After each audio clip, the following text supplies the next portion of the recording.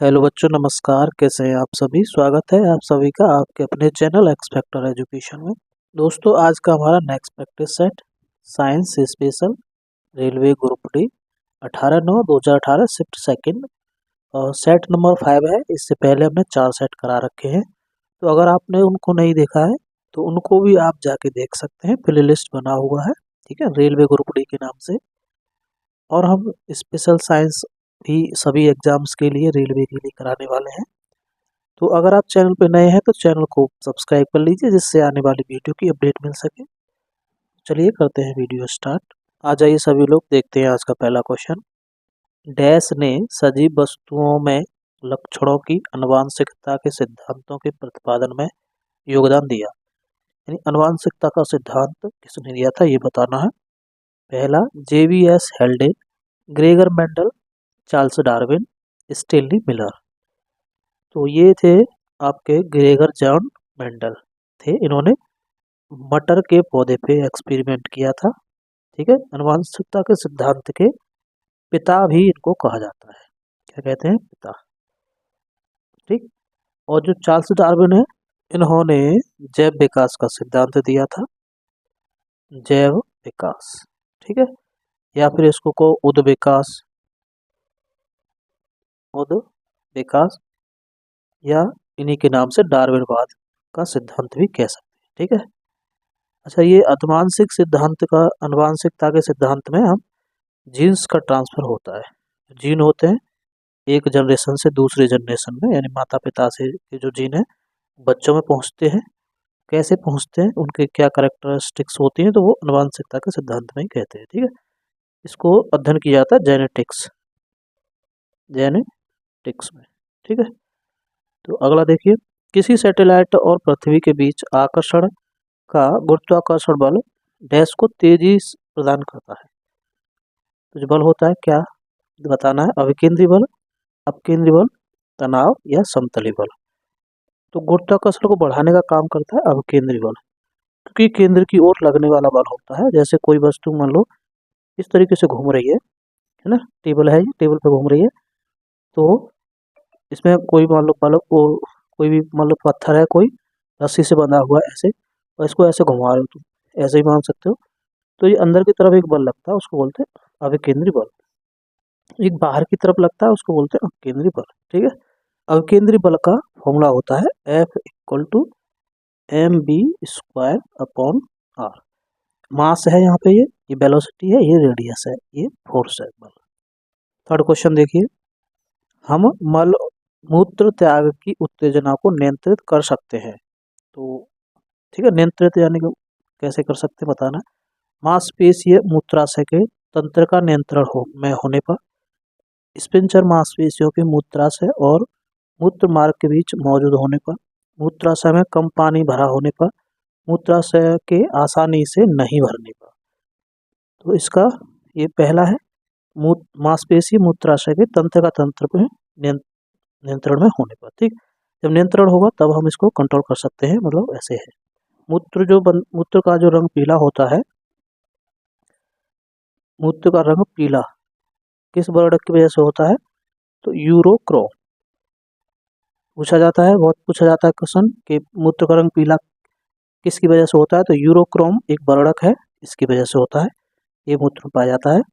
और ये बनता कहाँ से है? तो जो हमारे अंदर हीमोग्लोबिन होता है, हीमोग्लोबिन वो टूटता है, हीमोग्लोबिन टूटने की वजह से यूरोक्रोम बनता है, ठीक है। और मूत्र कहाँ पे साफ होता है? तो ये किडनी फिल्टर करती है इसको। कौन फिल्टर करता है? किडनी, यानी वृक्क, हिंदी बोलते हैं इसको वृक्क। अगला देखिए, एनिलिडा वर्ग से संबंधित नहीं है, बताना है।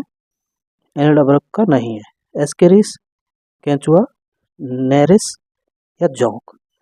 तो इसमें देखो, ये तीनों केंचुआ, नेरिस और जौंक ये एनिलिडा वर्ग के अंतर्गत आते हैं।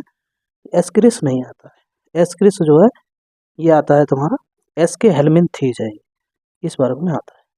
अगला पांचवा क्वेश्चन, दो फोकस दूरियों वाले लेंस का उपयोग डैश से पीड़ित व्यक्तियों द्वारा किया जाता है। यानी कि जो दो फोकस दूरियों वाले लेंस लगाए जाते हैं, किसके, कौन यूज करता है?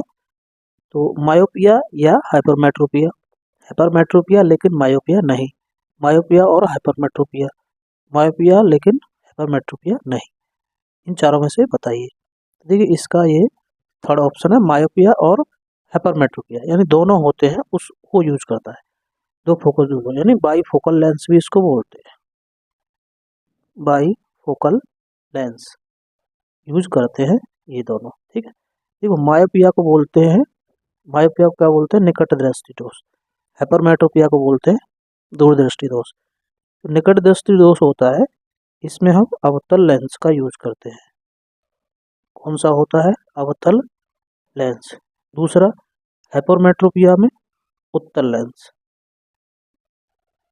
उत्तल लेंस का यूज करते हैं जब दोष होता है तब, ठीक है ना। ये किसके लिए, इसके लिए उत्तल। मायोपिया मतलब निकट दृष्टि दोष, हाइपरमेट्रोपिया दूरदृष्टि दोष, ठीक है। कोई लेंस को यूज किया था। एक होता है चरा दृष्टि दोष। ये मायोपिया और हाइपरमेट्रोपिया दोनों होते हैं ना, इसको बोलते हैं जरा दृष्टि दोष। जरा दृष्टि दोष इसको बोलते हैं, ठीक है। एक होता है अबिंदुकता, ये भी इसी में से आता है, अबिंदुकता, ठीक है। अबिंदुकता में कौन सा यूज करते हैं, बेलनाकार लेंस यूज करते हैं, बेलनाकार लेंस, ठीक। अगला देखिए छठवां, उचित विकल्प का चयन करें। 1 किलोवाट आवर इक्वल टू क्या होता है, ये बताना है। पहला 3600 joule, 36 lakh joule, 36,000 joule, 3 crore नहीं 3,60,000, ठीक है, जूल। इसमें से बताना है। देखिए 1 किलो, 1 के का मतलब होता है 1000 इंटू वाट तो है ही, ठीक है, 1 वाट। देखो जब हमारा जूल में आंसर होता है तो जूल को कब आता है, जो वाट सेकंड में रहेगा, हमारा जो एनर्जी वाट सेकंड होगी उसको बोलते हैं जूल। तो वाट सेकंड में हमें इसको कन्वर्ट करना है। ये घंटा लगा हुआ है, घंटे में कितने सेकंड होते हैं, 60 × 60। तो ये आ गया क्या, वाट सेकंड, क्योंकि इसका वाट आ गया ना डब्लू का, यहाँ पे वाट था, वाट सेकंड आ गया, ठीक है। ये 1000 के लिए 1 के लिए थी 1 1 सब 1 1 हो गए।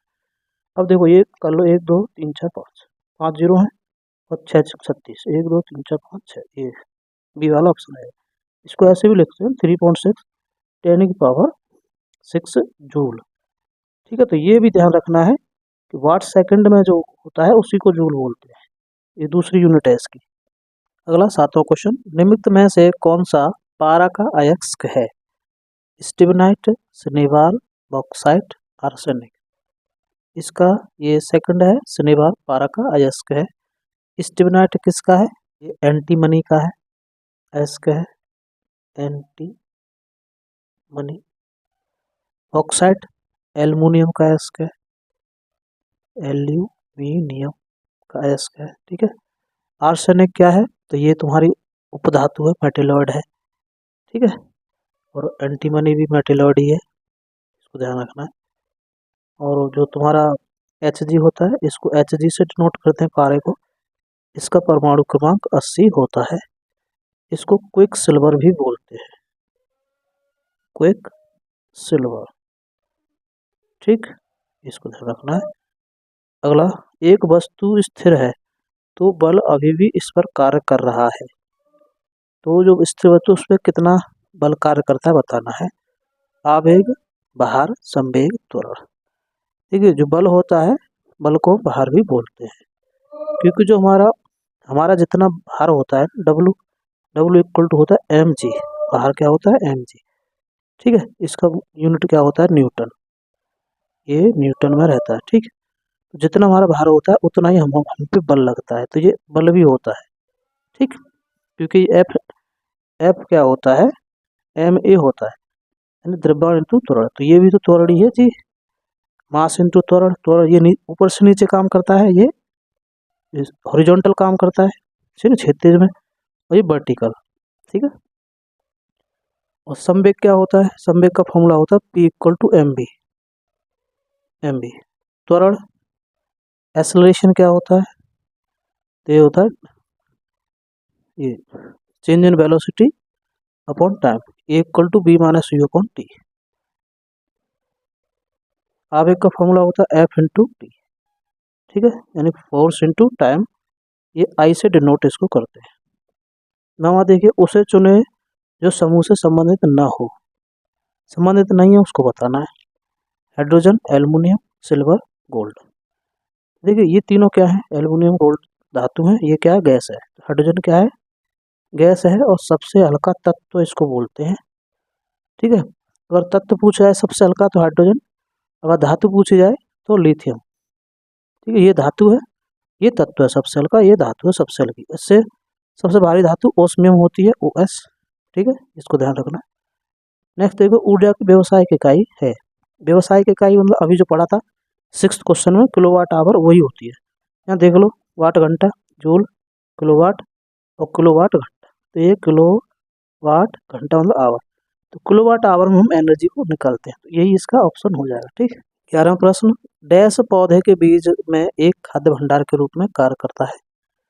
तो खाद्य भंडार मतलब भोजन को जो स्टोर करता है। प्रांकुर, ये दूसरा ऑप्शन नहीं है, इसको छोड़ दो। मूलांकुर और बीजपत्र, यानी 3 ही ऑप्शन लेके चलना है आपको, इनमें से बताना है।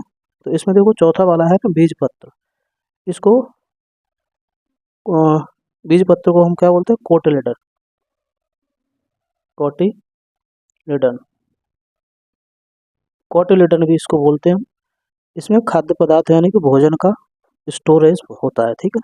जैसे बीज होता है ना, तो बीज के 2 भाग होते हैं, तो बीज का भाग है ये जब हमारा बीज होता है, कोई सीड है, तो जो ऊपर की तरफ बढ़ने वाला पार्ट होता है, ठीक है नहीं, वो तो होता है प्रांकुर, और जो नीचे जड़ बनती है, जड़ जो बनती है वो मूलांकुर से बनती है, ठीक है ना। प्रांकुर से तना बनता है। बीजपत्र, ये जो पार्ट हैं दोनों इधर उधर, इसको बीजपत्र बोलते हैं। अच्छा, ये बढ़ता है तो ये खाना जो है कहाँ से लेते हैं, तो बीजपत्र से ये खाने को लेते हैं, बढ़ने में, नीचे बढ़ने में ये प्रोवाइड कराता है इनको खाना।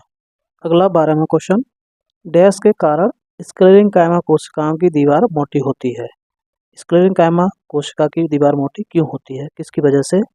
Lignin, cellulose, pectin, hemicellulose. तो जो स्क्लेरेंकाइमा है इसकी लिग्निन की वजह से मोटी होती है। इसकी कोशिकाएं जो होती हैं वो मृत कोशिकाएं से बना होता है ये, ठीक है, कोशिकाओं से बना होता है।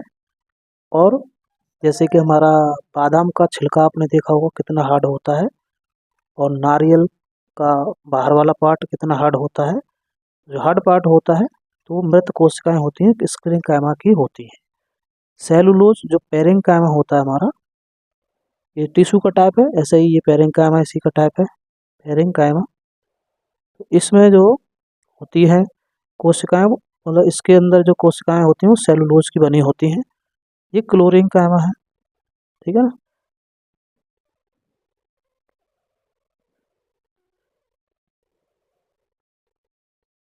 कोलेंकाइमा इसको बोलते हैं, सॉरी क्लोरिन नहीं, कोलेंकाइमा होता है, इसकी होती है, ठीक है ना। तो कोलेंकाइमा के टाइप होते हैं, ये सेलुलोज से बनी होती है, इसकी हेमीसेलुलोज से। इसके टाइप होते हैं क्लोरेंकाइमा और एरेंकाइमा। क्लोरेंकाइमा का मतलब क्लोरीन और क्लोरोफिल उसके अंदर होता है, एरेंकाइमा मतलब उसके अंदर खाली जगह होती है। तो जो जलीय पौधे होते हैं ना, फ्लोट करते हैं, तैरते हैं,